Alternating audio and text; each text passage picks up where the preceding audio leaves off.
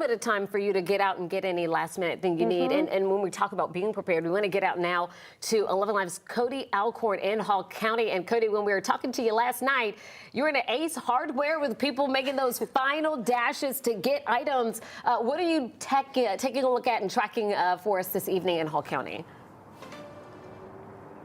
Well, I think people here are doing much more than stacking up with their peanut butter from the years, so I feel bad for those kids. A few hours, but anyways, here in Gainesville, they are taking this serious, brining the roads already. You can see Pike Electric behind me. They are here from Florida to help out the Jackson EMC crews. Jackson EMC here at the hotel with us now. We have tree service crews for as far away as Ohio on standby for when the storm gets through.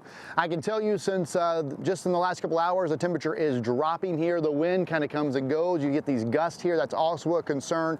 Once this storm gets through here, drops the ice, we're going to have the wind and the lingering cold, which will continue to bring down trees and power lines. That is really the big concern here.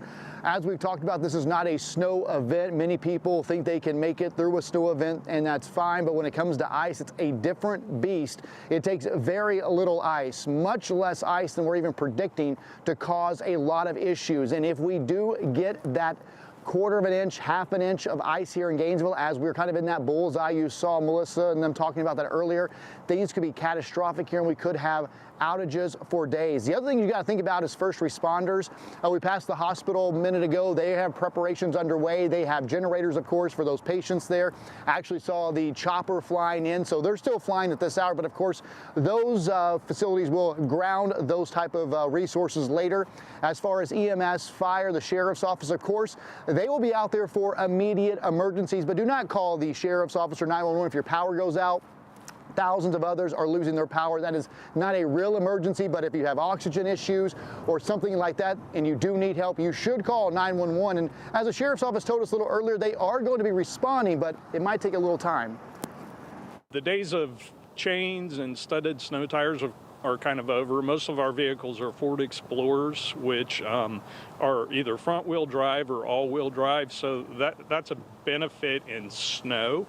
But in ice, you know, all bets are off as to how easily deputies are going to be able to get to calls. So as far as vehicle preps go, just their normal emergency equipment in the vehicle, and then taking it easy and slow and getting to calls as safely as possible. Of course, we always prioritize calls based on severity, but as the road conditions get worse and call volume goes up, then definitely we'll be prioritizing calls to the more serious calls to get to those.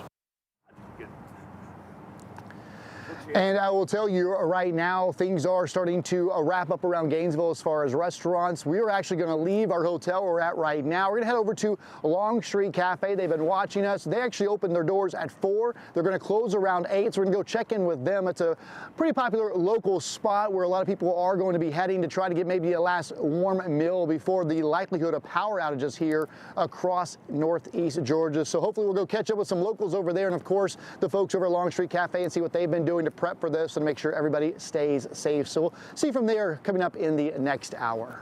All right, Cody, thank you so much. I look forward to hearing from folks who are just trying to get that last little joy out before hunkering down ahead of this storm. Cody, thank you so much. He's joining us reporting from Gainesville and Hall County.